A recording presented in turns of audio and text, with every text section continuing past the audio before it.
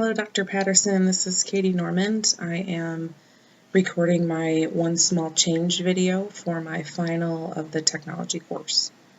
I know the title of the project is One Small Change, but what I'm proposing isn't exactly small, but I'd like to propose it anyway.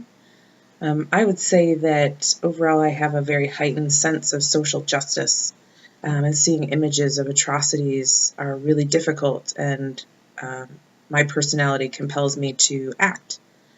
I simply can't change the channel pretending I didn't see what I just saw. And throughout the war in Iraq and Syria, I've been unable to act or help in ways that I would like to. I remember several images in particular of the war in Syria that I could not get out of my mind, but I couldn't do anything at the time. Recently, however, I got the chance to spend about 8 days in Jordan, in the city of Amman, working with refugee families, and I finally felt like, okay, I was going to be able to really do something for the refugees. And then at the end of that week, I realized how much there was to do and how much I had been encouraged and given faith in humanity by the refugees who had lost everything and they still had hope. And so that inspired me to create my One Small Change project. There's no denying that the Middle East is one of the most volatile areas in the world.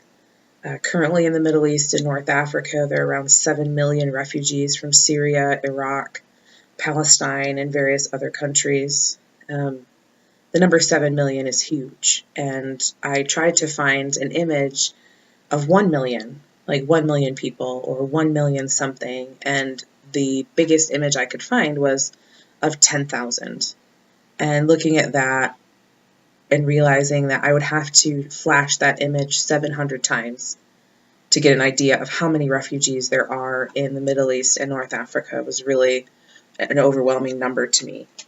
It is roughly the entire population of Washington State or Arizona. In fact, there are only 13 states in the United States that have a population greater than 13 million or greater than 7 million. And there are 25 countries in the EU with populations under 7 million, including Bulgaria, Denmark, and Sweden. So in 2003, Saddam Hussein fell from power with the help of the Americans and the British forces, and subsequent to that was the rise of ISIS and other militia forces in Iraq.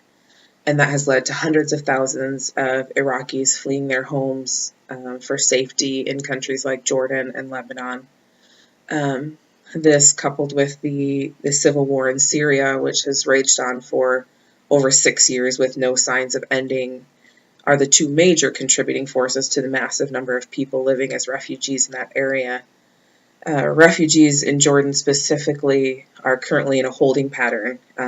They wait to be accepted into various countries, mainly Canada and Australia at the current time.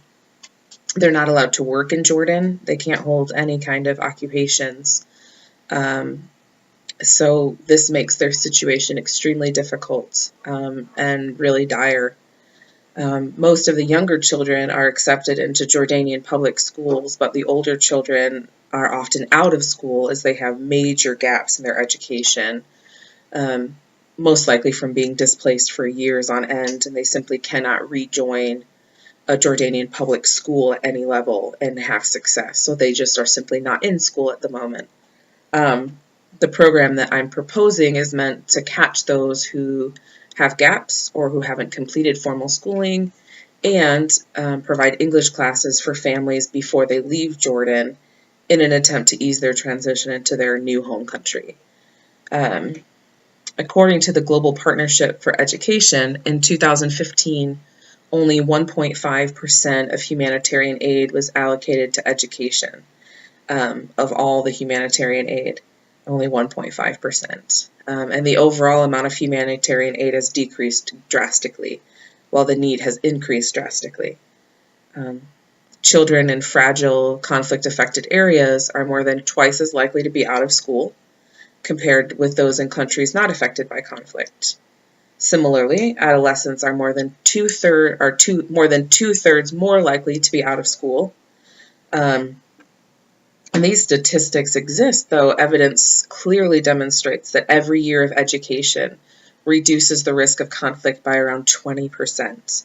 And when I found that statistic, I was completely shocked that it was that huge, that for 1 year of education, it decreased that risk by 20%. And in countries with twice the levels of educational inequality, the probability of conflict more than doubles.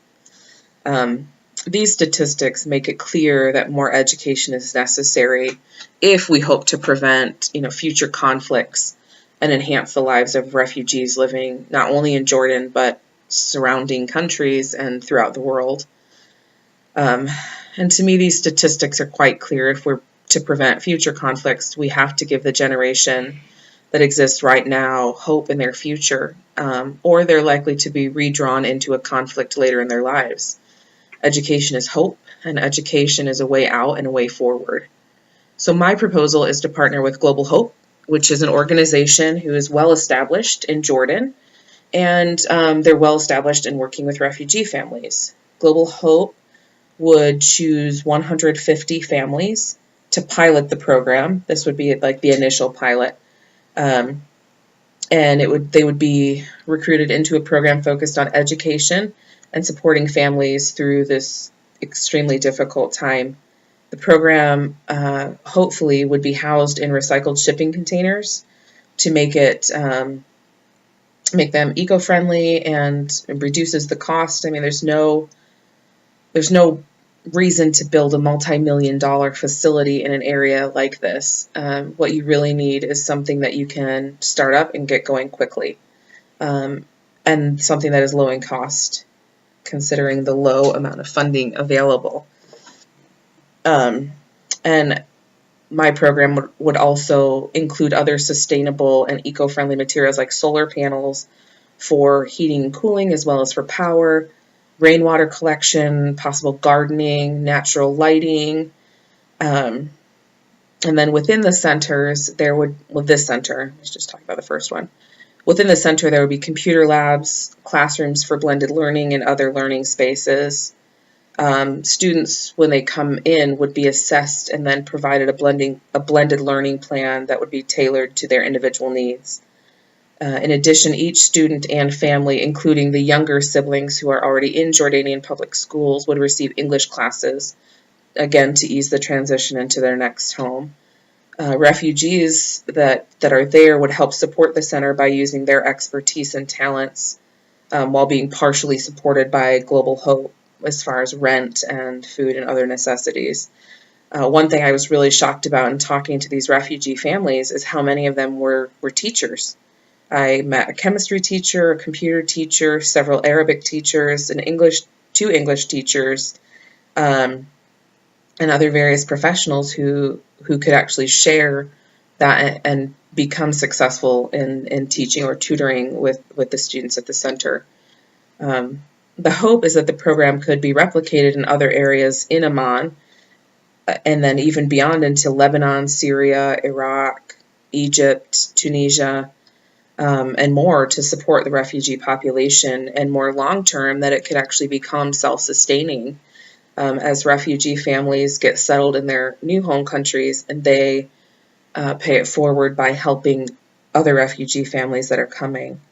One of the many things that struck me on my recent trip to Jordan was how much the refugee families were just like my family, and probably just like your family, and the only thing that separated us from them is geography.